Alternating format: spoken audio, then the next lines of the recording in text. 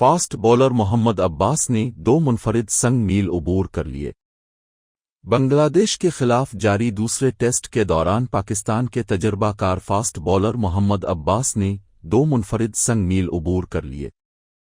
سلہٹ میں جاری میچ میں میزبان ٹیم کے کپتان نجم الحسن شنٹو کو الفاٹ کر کے محمد عباس نے بیرون ملک ٹیسٹ میچز میں اپنی 100 وکٹیں مکمل کر لی۔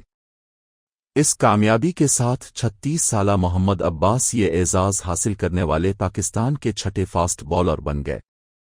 اس فہرست میں عمران خان، وسیم اکرم، وقار یونس، عمر گل اور محمد عامر بھی شامل ہیں۔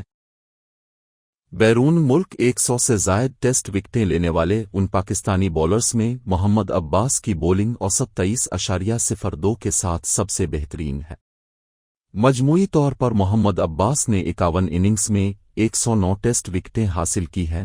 اس طرح انہوں نے ٹیسٹ کرکٹ میں صرف 9 وکٹیں پاکستان میں حاصل کیں۔